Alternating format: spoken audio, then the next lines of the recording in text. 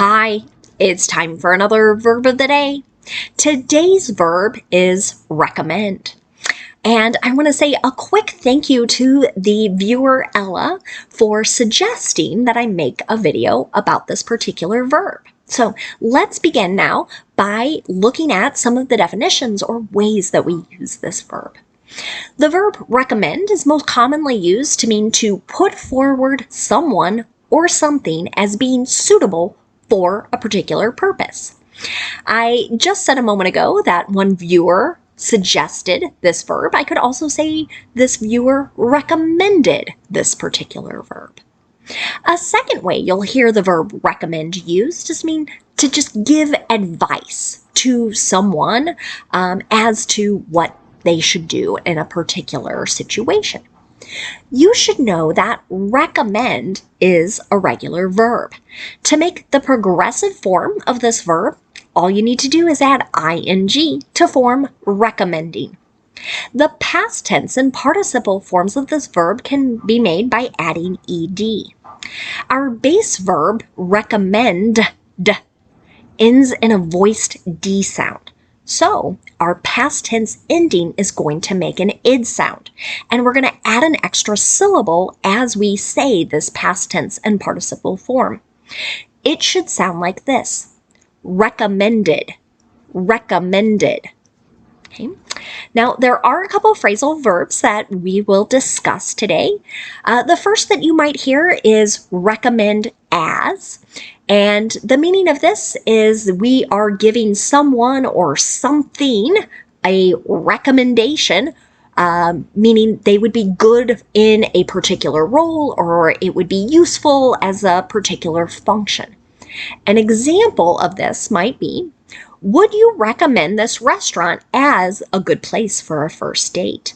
Right? So here we really are sort of seeking some advice as to whether another person or maybe group of people here thinks this is a good place to take a first date. A second way you'll hear recommend used as a phrasal verb is with recommend for. Here, we are suggesting that someone or something would be good for a particular role or a particular function. An example of how you might hear this used would be, her manager recommended her for a promotion. So here we're saying this person would be good in this next elevated role. Okay. Now, let's practice using our verb of the day, recommend, in the simple past tense and the present perfect progressive. We'll start with the simple past tense. We use this verb tense to talk about completed actions at some known point in the past. And the nice thing about making the simple past tense in the affirmative, the negative, and our yes or no questions is that our structure is going to be the same no matter what our subject is. So it'll always follow the same pattern. Okay? In the affirmative, we're going to have our subject, and then we're going to have that ed form of the verb. You can see that in my example here. The magazine recommended 5 new books to read this fall. So that commonly happens where various publications make these suggestions.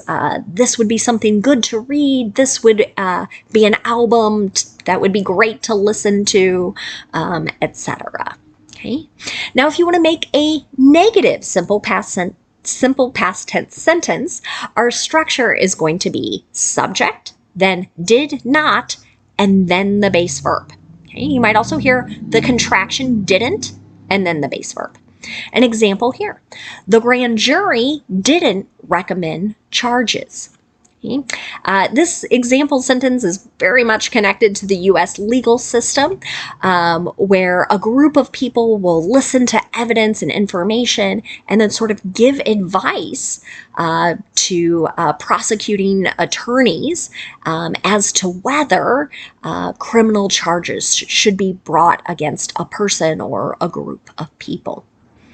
Now let's look at making a yes or no question. Our structure here is to start with did, then we'll have our subject, then the base verb. You can see that in the example. Did Netflix recommend this show to us? Right? Don't know if you watch many streaming services or many streaming shows and movies. Sometimes based on what you've watched, you are going to get these suggestions as to other things the algorithms think you will like. Okay?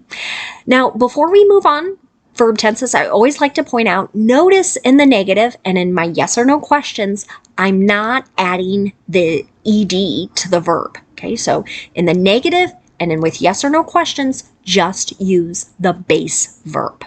Okay, now let's move on to the present perfect progressive. I like using this phrase, present perfect progressive, to help my students remember there are 3 P's in the name. I'm going to need 3 parts to make this verb tense. But I always like to point out as well, many teachers, many books call this the present perfect continuous, and that's great. They mean the same thing. So we use the present perfect progressive or the present perfect continuous to talk about an action that started in the past and is continuing into the present.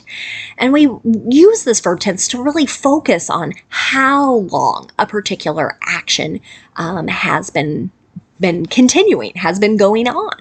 Okay. Now, I said in the affirmative, we're going to need 3 parts to make this verb. Okay. I need to pay attention to my subject. If my subject is I, you, we, or they, I'm going to use have. Then I'll use the participle been, B-E-E-N. Then I use the ing form of the verb. Okay? But if my subject is he, she, or it, I use has been, and then that ing form of the verb. You can see this in my example. The CDC has been recommending booster shots for immunocompromised people. Okay. So this is a true statement regarding a government agency here in the United States. They have been giving this advice. If you have certain diseases that make you susceptible to getting very, very sick, we think you should have a 4th shot to protect you against COVID-19 and the many variants. Okay. Let's look at a negative example. Again, I'm going to pay attention to my subject. Then I'll use have or has, whichever form matches that subject. Then I use not before adding been and the ing form of the verb. An example of this might be, pediatricians haven't been recommending rice cereal as a first food for babies because of toxic metals. Okay. So pediatricians are doctors who focus on serving the very young, so babies, toddlers, children. Okay. And here, this is going to the type of advice they are giving their patients. I think when I was a baby, it was really common to have some rice cereal as kind of an introductory food when the child is ready, right, to start that process of chewing and eating. But that's no longer true, right? And things change as we get better information. Then we know what's better or safer to do. Next, let's take a look at yes or no questions. To do this, I start with have or has. Then I have my subject, then I use the participle been, and then the ing form of the verb. You can see that here. Have the doctors been recommending surgery? Okay, so you might have noticed in the present perfect progressive, all of my examples were connected to health and medicine. And I think that is really common to hear. We turn to medical professionals to tell us what is the best thing to do to either keep us healthy or to restore us back to a healthy state. Now, let's spend a moment looking at some words that are related to our verb recommend. And the first word we're going to discuss is the noun recommendation. This can have a couple meanings. One would be to refer to some suggestion or perhaps even a proposal as to the best course of action, the best thing to do in a situation. An example of this might be, The City Council voted against the committee's recommendation due to safety concerns. So many government agencies rely on committees to investigate, explore different plans, different opportunities, and then those committees will in turn make a suggestion or a formal proposal back, and then there's many times a vote as to what to do next. A second way you'll hear the noun recommendation used is just to refer to that action of recommending someone or something for a particular purpose. An example here.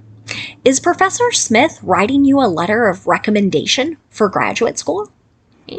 I think letter of recommendation is something many students are familiar with, both high school and college.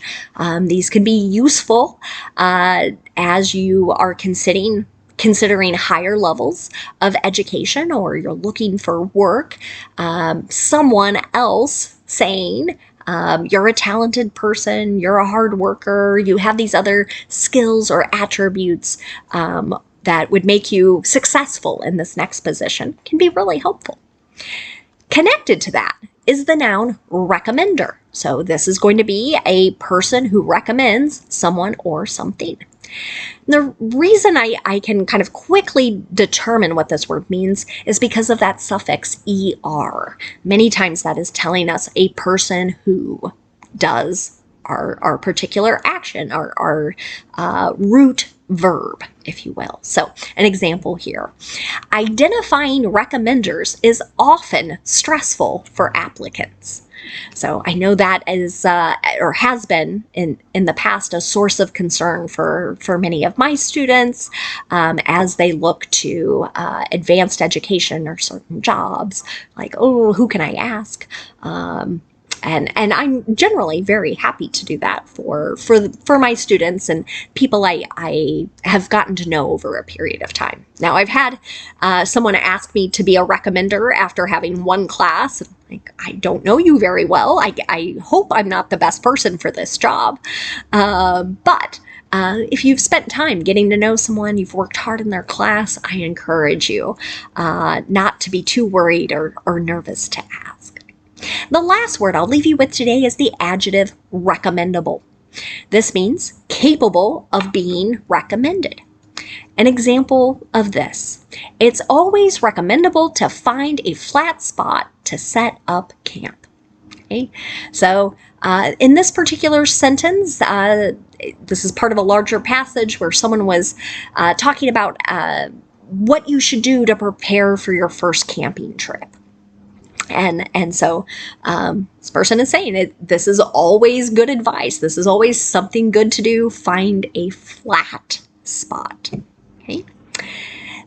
Thank you all for watching, and another special thanks to the viewer Ella for making this recommendation today. I hope you all have a wonderful day.